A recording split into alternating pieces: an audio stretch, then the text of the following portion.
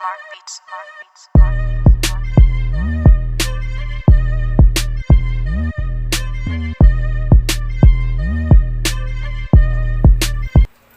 Yo, yo, yo, what's up mga katupak, mga katupak, mga katupak. Yan, walang pangit, walang pangit, walang pangit na sabungero.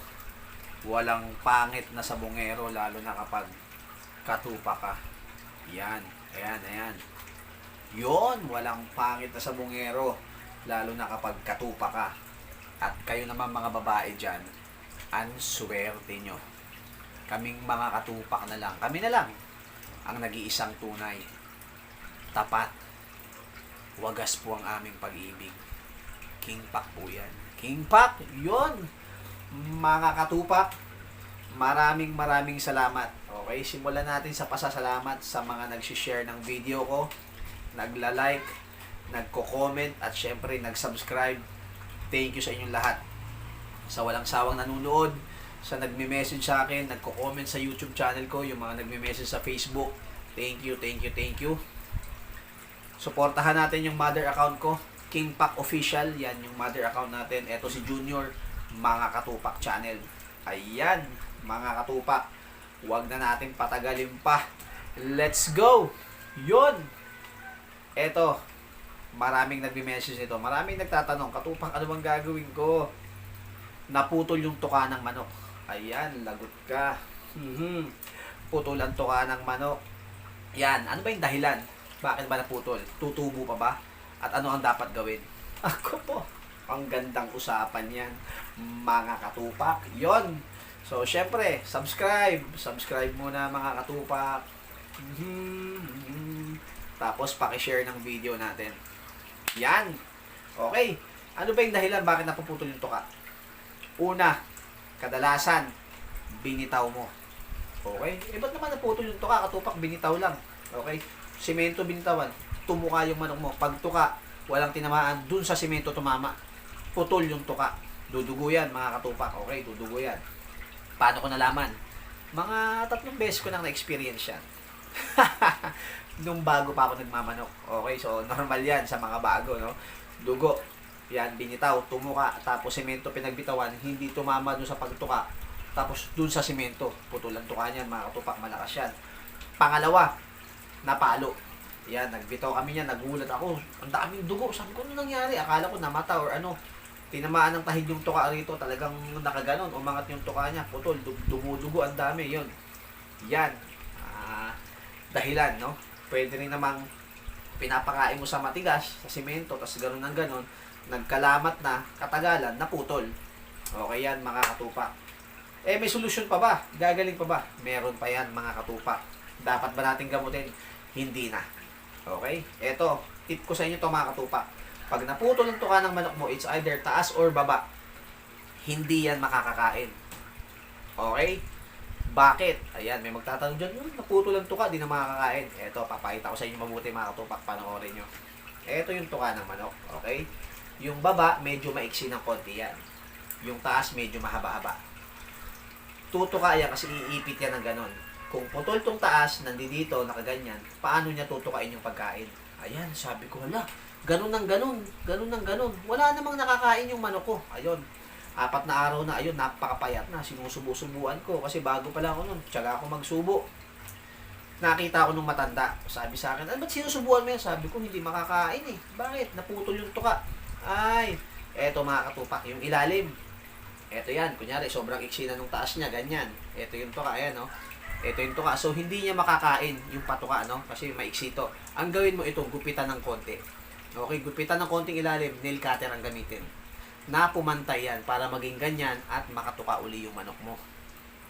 Okay?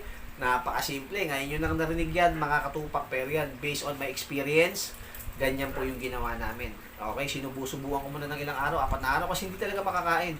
Mabuti na lang yung matanda, nakita ako na nagsusubo. Ano daw ginagawa ko? Sabi ko, naputol yung tukatay. Gagaling pa kaya to? Sabi niya, ganito gawin mo, yung nail cutter namin. Okay, tapos mga katupak, tutubo pa ba? Tutubo pa yan. Huwag kang kabahan. Ayan naman kasi. Masyadong makulit. Panay bitaw naman kasi. Umaga sa gabi. Tanghali pati. Bitaw nang bitaw. Tinatawag si pare. Haha! Freestyle yun ha. Parang marunong pa pala ako ng mga ganyang banatan. Yun. Huwag masyadong magbitaw na magbitaw. Lalo na pag sa simento. Ayan. Minsan kasi hindi matiis no. Pagka walang pwesto, walang lugar, talagang nagbibitaw talaga Yan, mga katupak, iwasan natin. At the same time, kung magbibitaw, mas maganda na may gloves, lalo na kung mahaba yung tahid. Kasi pag tumama sa tuka yan, sigurado putulin na experience ko na yan. Kaya sinishare ko sa inyo, no? Sa maiwasan nyo yung pagkakamali na nagawa ko. Ayan. Mga katupak, ang galing, ang galing, ang galing, ang galing. Yun! Simple. Marami nagtatanong dyan, pag napanood mo to, tapos na problema mo, ano ang gagawin pag naputol yung tuka ng manok? Gagaling pa ba? Tutubo pa? Tutubo pa yan. It takes time. Okay? Ngayon, pag tumubo mga katupak, bata pa yan. Okay? Bata pa yung tuka, malambot. Huwag mo namang ibitaw uli. Yan. Pag binitaw mo uli yan, or pag tumuka ng malakas sa simento, mapuputol uli yan hanggang hindi nagagaling. Paulit-ulit. Tutubo na naman uli. Bata pa yan. Malambot pa yung tuka niya. Patagalin. Anong gawin? Pakainin. Hanggat maaari kung may pakainan na malambot, huwag yung simento, huwag yung matigas. Okay, kasi para hindi magkakrak yung tuka niya. Tapos iwasan mo na yung bitaw-bitaw mga katupa. Yun. Makinig ng mabuti para ang manok natin ay hindi madali. Yun, salamat. Syempre hindi tayo pwedeng magtapos ng walang shoutout. Yan. Sa mga nagpapa-shoutout sa atin, maraming salamat sa inyo mga katupa. Again, sa nag-share ng video ko, sa nanunood palagi, nagla-like, nagko-comment at nakasubscribe, thank you sa inyo mga katupak. Thank you. Ang babait ninyo. Yan. Ito yung mga nagpapa-shoutout, uunahin ko na. Yung bagong bata daw na idol ako at tuntua pag napapanood yung shoutout. Ayan. Tyrone James Avelino. Yan, makinig kay mama at kay papa. Mabait na bata yan, magiging katupak yan pagdating ng tamang panahon. Tyrone James Avelino. Yan, panood mo to sa mga classmate mo, sa mga tropa mo, sabihin mo, astig ka. Binabanggit yung pangalan mo sa YouTube. Sinong bumanggit? Si King Pak Official, mga katupak channel. Ayan, Tyrone James Avelino. Mabait. Approve. Orland Ofanda ng Sapang Palay.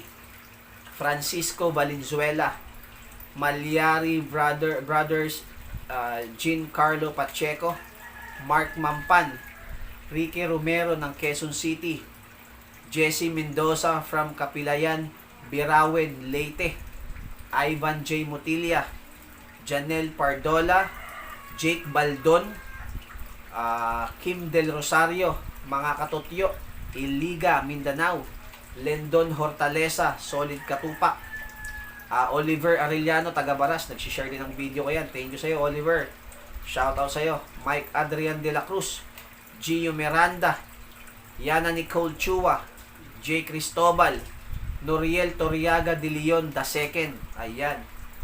Maraming salamat. Como Bryson Di Guzman ng San Fabian, Pangasinan.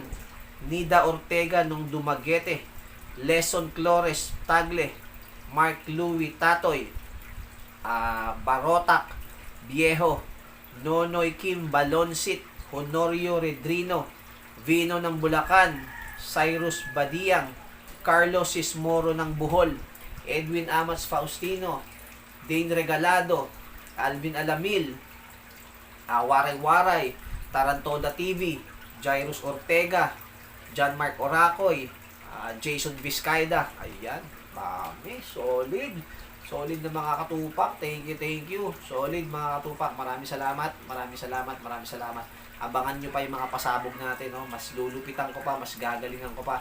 Patapusin nyo lang tong free raffle ko na manok na to. Pag naka 1K sub tayo, magpapasiklab tayo ng medyo malupit-lupit. At syempre, abangan nyo yung pagbabalik ng King Pak Official Channel. February pa yan, by Feb. Good na tayo. Abangan nyo yan mga katupak. Sana supportahan nyo. Salamat sa tiwala. Salamat. Walang pangit na sabongero. Lalo na kapag katupa ka. At kayong mga babae, swerte talaga. Kaming mga katupak ang nag-iisa. Mga tunay na wagas pa. Kaya pag dumikit ka, sigurado tapos ka. Ang galing! Dami mga rhyme niya, parang medyo mataba utak ko ngayon ha. King Pac, one love. Thank you. Thank you, thank you. One love. Thank you.